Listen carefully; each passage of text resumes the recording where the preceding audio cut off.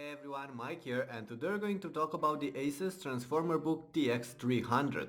On a first look, you might think this is one of those sleek ultrabooks we've been seeing around lately, but it's actually something else. An Intel Core powered tablet running Windows 8 bundled with a multifunctional docking station.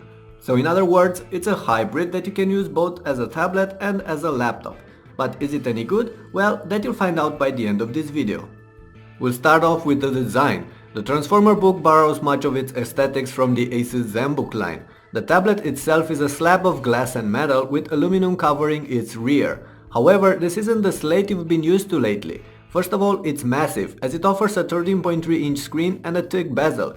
So it's nowhere as portable or as easy to use as the iPad or some of the other Windows or Android tablets out there. And then it's also rather thick and heavy, weighing just over 2 pounds. But as you might have guessed by the massive cooling grill on the rear of this device, this tablet is not made for couch use. It's a completely different beast, as you'll find out a little bit later. For now, let's get back to the slate. Having a quick look around the sides, you'll notice a power button and what looks like a pair of microphones on the top edge of the Transformer book, a volume rocker, a state LED, a micro HDMI port and a 3.5mm jack on the left edge, and a very thin cut on the right edge, which to be frank, I'm not entirely sure what it's supposed to do. And there are some things on the bottom as well, a micro SD card reader, the charging port, two latches used to connect the tablet to a docking station, and the proprietary port used for that. Now onto the docking station. To start with, it's incredibly solid and the aluminum cast feels both premium but also reliable. The docking unit integrates a keyboard, a trackpad, a bunch of ports on the sides and some extra goodies inside. About that port, on the left edge there's the charging port identical to the one used on the tablet. Asus went for this magnetic connector instead of the classic pin, and I can't say it's a better or worse approach. It just works. Next to it there's an SD card reader and some discrete status LEDs hiding behind punctured aluminum grills. On the other side you'll find a full-size Ethernet plug, two USB 3.0 ports and a mini DisplayPort connector. So basically you've got all the things you're going to need here. Inside the docking there's a hard drive and an extra battery that recharges the one inside the tablet and keeps the Transformer book running longer when the slate and the dock are attached. Speaking of that, latching the two together is extremely simple and the hinge feels sturdy. The connection between them is not as snug as I would expect though, at least on my unit, so the slate tends to wobble a bit in place. And that's going to be annoying when reaching for the screen as the connection is not firm enough so the tablet won't move at all when touched. Anyway, let's move along and talk about the screen. There's a bright and vivid 13.3-inch IPS panel with 1920 by 1080 pixel resolution on the Transformer book. So everything is just right here. The texts are sharp, the colors vibrant, and you'll have no problem whatsoever with the viewing angles either. Light bleeding around the edges of the panel might be disturbing, or at least it was on my test unit. But I can't say that's really a deal breaker for me, since the light spots are only visible on dark static scenes. But there's more about this display. As you might have got by now, this is a touchscreen and supports up to 10 touch points. It works as it should and I had no problem performing gestures, taps and all sorts of commands on its frame, including those Windows 8 gestures. However, the screen does not include an active digitizer and as a result it will not work with a precision pen, only with capacitive styluses. Or in other words, it's not good for inking, sketching, drawing, note-taking and so on. And then there's that wobbling connection between the screen and the dock I was talking about earlier. On my test unit it was just a nuisance, nothing more. But in time it might have unwanted effects on that fragile port that keeps data flowing between the slate and the dock. Thus, since the actual tablet is heavier than a regular laptop screen, Asus should have definitely developed a stronger hinge here, able to keep in place the extra bulk. And then there's the keyboard on this Transformer book, which is actually one of the best I've seen on an Asus device lately. It's backlit and the keys offer good travel and feedback, so I can say that this keyboard is superior to the one on the ZenBooks. There's no layout issue either except for the small arrow keys. And as an extra note, you'll notice a special blue key on the upper right side of the keyboard meant to open a management interface designed for the Asus Transformer book. But before we talk about that, let's focus a bit on the trackpad. This one is spacious and works with all the Windows 8 side gestures. The click buttons are integrated within the tactile area and in fact the entire surface is clickable. Now, I'm not a big fan of this approach, but it will do. In fact, that's how I can summarize the trackpad on this machine. It will do as it works fine most of the time, although the cursor can get unresponsive or jumpy from time to time. Okay, so all this aside, let's see what you can actually do with this machine. Like I said in the beginning, the Transformer book is a Windows 8 powered tablet. This means that you're getting the Metro touch-friendly interface with its apps, but also the classic desktop and the ability to run all the software you're already familiar with from your other PCs. We're talking about serious multitasking, Office, Photoshop, Windows Media Center and so on. Programming or video editing software can be cranked too as long as you're working on smaller projects and even games. I've tried Civ 5 and StarCraft 2 on it and they all ran fine with 13:6 resolution and medium details, but remember that this is not primarily a gaming computer, as there's only that much you can ask from the integrated Intel HD 4000 chip inside it. Bottom point, most of the programs nowadays are going to fly on this machine given its specs. An Intel Core i7 processor lies inside this unit with 4GB of memory, a 128GB SSD inside the tablet and an extra 500GB hard drive inside the docking station.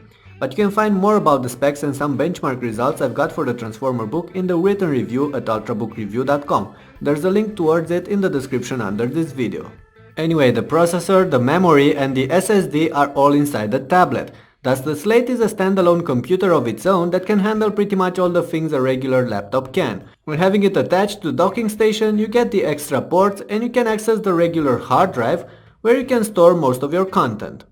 One more thing I should mention, since this is a core powered device, it has fans inside. As a result, you'll hear them spinning. They are never too noisy, but you'll hear them nonetheless when working in a quiet room, especially when you'll push the system a bit harder. The back of the device is going to get warm too, but luckily it never gets uncomfortably hot, not even when running Full HD movies or games on this for several hours. So all in all, with the Transformer book you get a very fast hybrid that you can use when needed as a tablet or as a laptop. With Windows 8 you get the legacy software and the true multitasking you don't find on most other tablet operating systems these days. And on top of that, the device is fast. Boosts from cold in just around 10 seconds and resumes from sleep instantaneously. What's even cooler, it can last in standby for weeks, so there's little point in actually turning it off. Ever. Speaking about the battery life, the tablet itself houses a 38 Wh battery and under the keyboard there's a 23 Wh one as well. Those being said, you can use the tablet as a standalone device and you'll get between 2.5 and 4.5 hours of daily use on a charge based on what you're doing on it. The exact numbers I got with various usage scenarios can be found in the written review, so you might want to check it out. And then you can connect the tablet to the dock. In this case there are two different ways you can use the combo. In the first scenario you get to access everything there is available to the docking unit, the keyboard, the trackpad, ports and the external hard drive. In this case you get an average of 4 hours of life out of this computer. In the second scenario you can only use the keyboard and the trackpad on the dock while all the other features are turned off, and in this case the average battery life will jump to 5+ hours. But once again the exact numbers are in the written review and you'll find a link towards it in the description below. You can change between the two modes from the Asus Transformer Book Management Console, accessible by pressing the blue button on the keyboard. It's the battery up feature in the light lower corner. Besides that, the interface also offers extra info about the laptop and access to a couple of other Asus tweaks, like the Asus Splendid software that changes the color settings of your screen or the audio wizard. Speaking of audio, you get two speakers on the back of the tablet and another two on the sides of the docking unit. The sound quality is quite good, as you can hear from the next part of this video. There's also no distortion, but on the other hand the sound system is not very loud.